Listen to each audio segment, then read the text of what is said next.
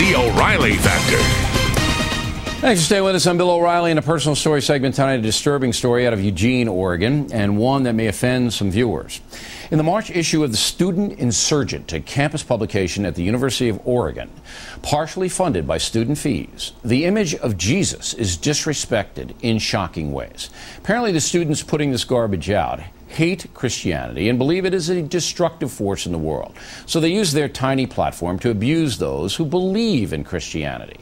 Now, all of this would be inconsequential if not for the fact that the University of Oregon has done nothing about it, even though some students have filed grievances. University President Dave Frohnmeyer has done little, saying only the display was not wise. Frohnmeyer is too afraid to appear with us this evening.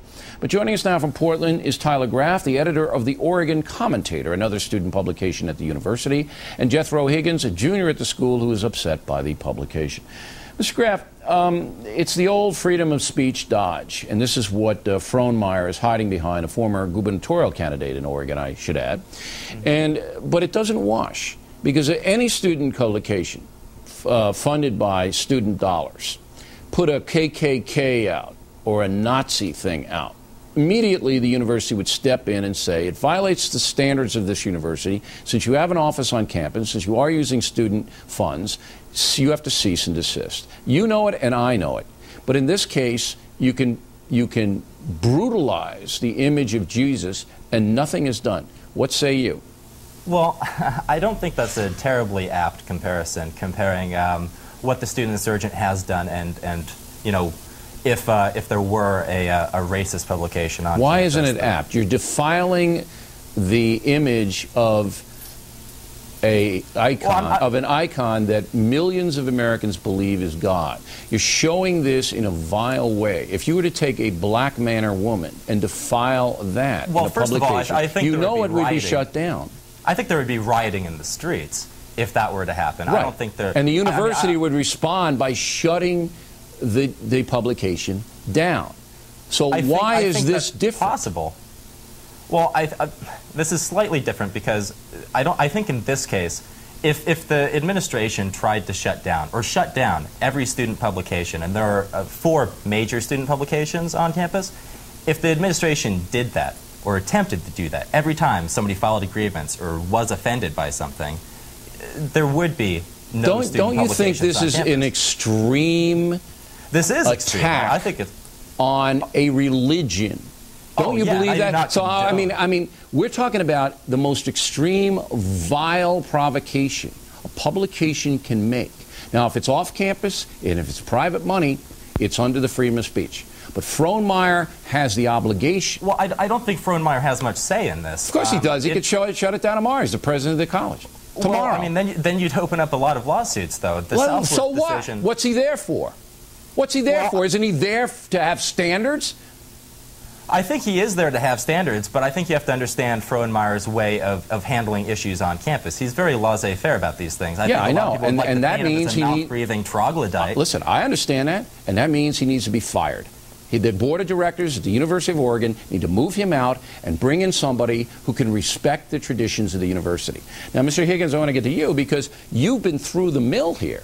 You actually filed a legitimate grievance as a student on campus, and what happened? Well, we filed actually 3 grievances. One student filed a grievance which was denied, and then I filed... Denied by who? Denied by David Goward, the guy that looks at the ASUO grievances. And he's a student? He's part of the ASUO government, yeah. So he's a student? He is a student. All right, so you went to the student government and they said, forget it, we don't care what the newspaper does.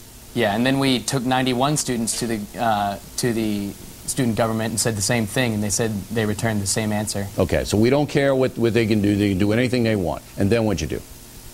Well, we look for support from our community. We got a lot of support from the Knights of Columbus in town, our 1430 chapter.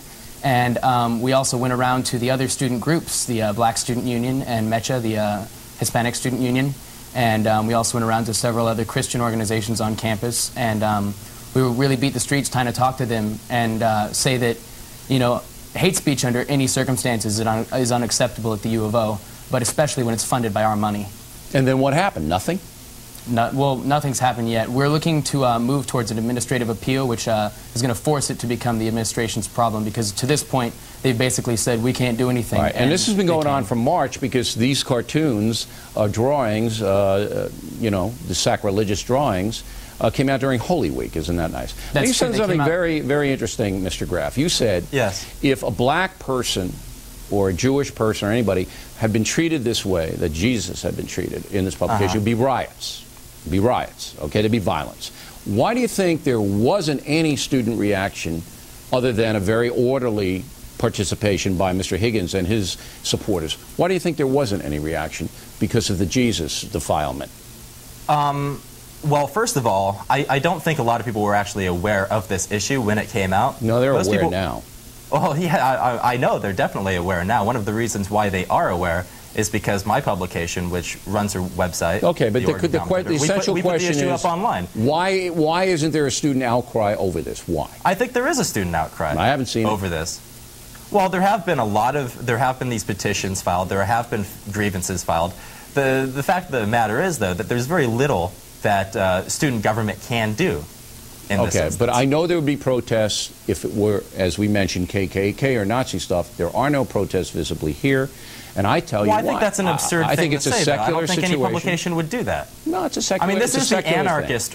This is an anarchist Marxist publication. They have strange views. I understand, that I do not and that's why with. There shouldn't be any student money in a publication but my publication is a as conservative libertarian publication. Are you responsible? Yes. You are responsible. For what I put out there. They are irresponsible. And that is where the president of the university comes in, and this man, Frohnmeyer, is a coward and needs to get out. Gentlemen, thanks very much. We appreciate it. Directly ahead, a 44-year-old